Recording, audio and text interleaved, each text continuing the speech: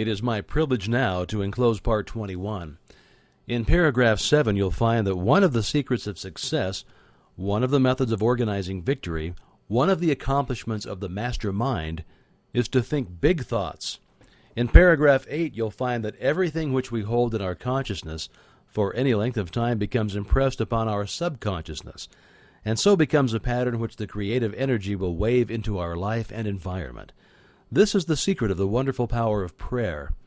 We know that the universe is governed by law, that for every effect there must be a cause, and that the same cause, under the same conditions, will invariably produce the same effect. Consequently, if prayer has ever been answered, it will always be answered, if the proper conditions are complied with.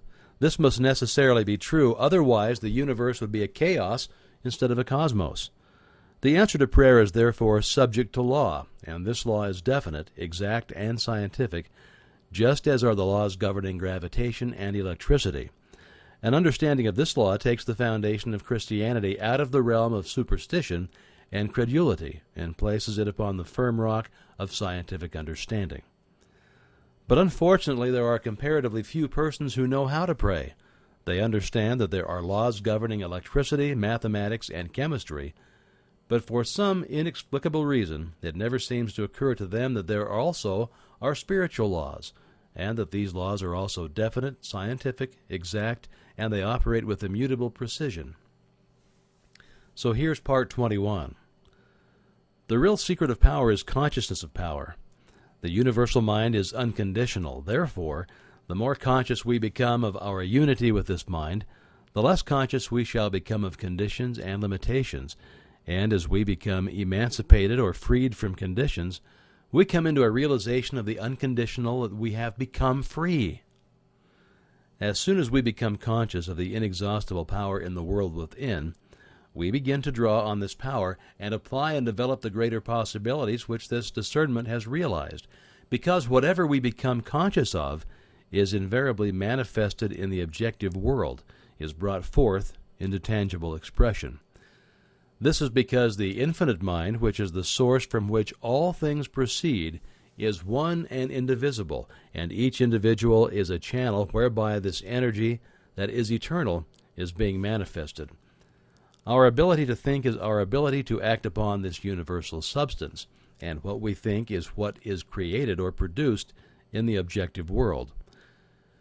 The result of this discovery is nothing less than marvelous, and it means that mind is extraordinary in quality, limitless in quantity, and it contains possibilities without number.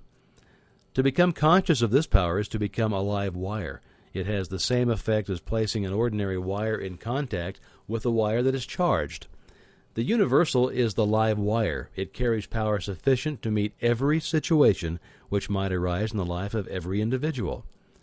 When the individual mind touches the universal mind, it receives all of the power that it requires. This is the world within. All science recognizes the reality of this world, and all power is contingent upon our recognition of this world. The ability to eliminate imperfect conditions depends upon mental action, and mental action depends upon consciousness of power. Therefore, the more conscious we become of our unity with the source of all power, the greater will be our power to control and master every condition. Large ideas have a tendency to eliminate all smaller ideas, so that it is well to hold ideas large enough to counteract and destroy all small or undesirable tendencies.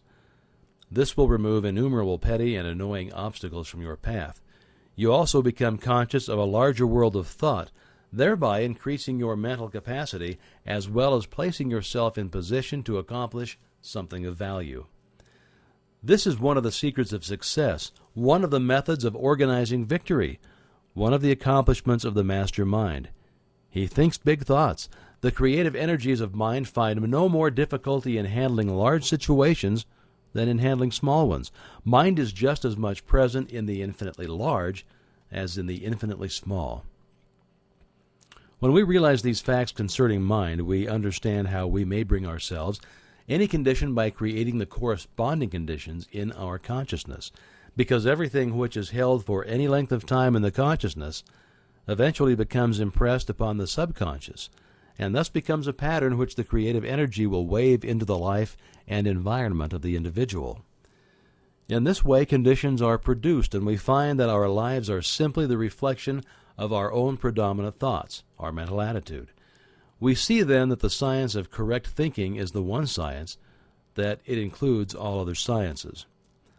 From this science, we learn that every thought creates an impression on the brain, that these impressions create mental tendencies, and these tendencies create character, ability, and purpose, and that the combined action of character, ability, and purpose determines the experiences with which we shall meet in life. These experiences come to us through the law of attraction. Through the action of this law, we meet in the world without the experiences which corresponds to our world within. The predominant thought or the mental attitude is the magnet, and the law is that like attracts like. Consequently, the mental attitude will invariably attract such conditions as corresponds to its very nature. This mental attitude is our personality and is composed of the thoughts which we have been creating in our own mind. Therefore, if we wish a change in conditions, all that is necessary is to change our thought. This will in turn change our mental attitude, which will in turn change our personality, which will in turn change the persons, things, and conditions, or the experiences with which we meet in life. It is, however, no easy matter to change the mental attitude, but by persistent effort it may be accomplished. The mental attitude is patterned after the mental pictures which have been photographed on the brain. If you don't like the pictures, destroy the negatives and create new pictures. This is the art of visualization. Now, as soon as you've done this, you'll begin to attract new things, and the new things will correspond to the new pictures. To do this, impress on the mind a perfect picture of the desire which you wish to have objectified, and continue to hold the picture in mind until results are obtained.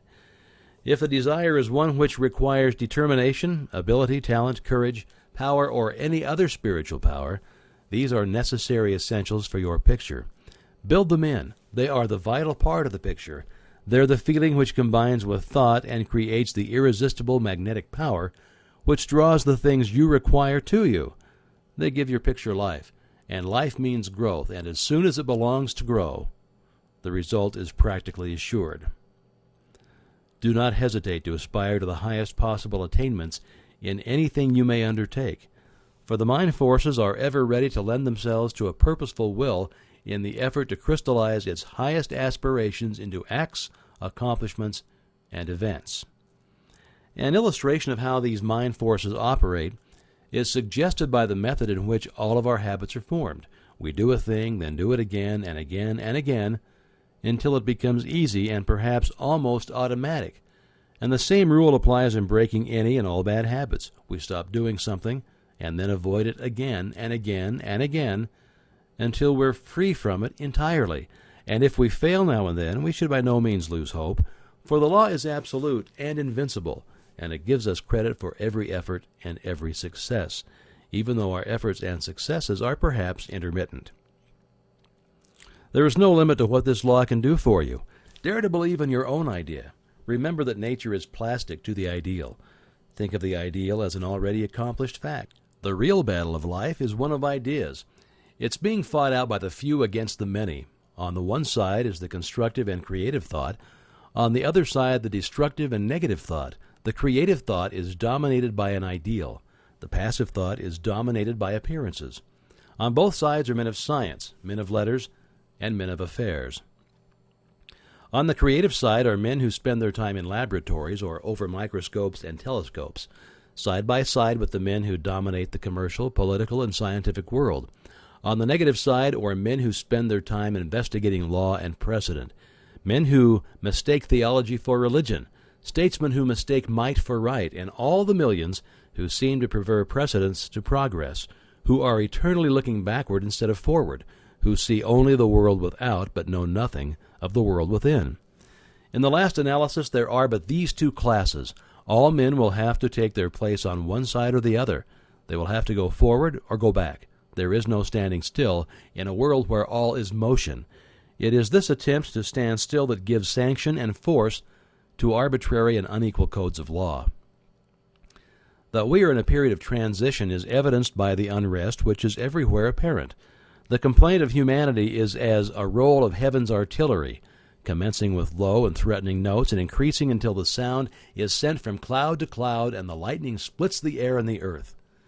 The sentries who patrol the most advanced outpost of the industrial, political, and religious world are calling anxiously to each other. What of the night? The danger and insecurity of the position they occupy and attempt to hold is becoming more apparent every single hour. The dawn of a new era necessarily declares that the existing order of things cannot much longer be. Now, the issue between the old regime and the new, the crux of the social problem, is entirely a question of conviction in the minds of the people as to the nature of the universe. When they realize that the transcendent force of spirit or mind of the cosmos is within each individual, it will be possible to frame laws that shall consider the liberties and rights of the many instead of the privileges of the few. As long as the people regard the cosmic power as a power non-human and alien to humanity, so long will it be comparatively easy for a supposed privileged class to rule by divine right in spite of every protest of social sentiment. The real interest of democracy is therefore to exalt, emancipate, and recognize the divinity of the human spirit, to recognize that all power is from within, that no human being has any more power than any other human being, except such as may willingly be delegated to him. The old regime would have us believe that the law was superior to the lawmakers. Herein is the gist of the social crime of every form of privilege and personal inequality, the institutionalizing of the fatalistic doctrine of divine election. The divine mind is the universal mind. It makes no exceptions. It plays no favorites. It does not act through sheer caprice or from anger, jealousy, or wrath. Neither can it be flattered, cajoled, or moved by sympathy or petition to supply man with some need which he thinks necessary for his happiness or even his existence. The divine mind makes no exceptions in favor of any individual, but when the individual understands and realizes his unity with the universal principle, he will appear to be favored because he will have found the source of all health, all wealth, and all power. For your exercise this week, concentrate on the truth. Try to realize that the truth shall make you free. That is, nothing can permanently stand in the way of your perfect success when you learn to apply the scientifically correct thought methods and principles. Realize that you are externalizing in your environment your inherent soul potencies. Realize that the silence offers an ever-available and almost unlimited opportunity for awakening the highest conception of truth. Try to comprehend that omnipotence itself is absolute silence. All else is change, activity, and limitation. Silent thought concentration is therefore the true method of reaching, awakening, and then expressing the wonderful potential power of the world within. Now remember these words from Marden. The possibilities of thought training are infinite, its consequence eternal, and yet few take the pains to direct their thinking into channels that will do them good, but instead leave all to chance.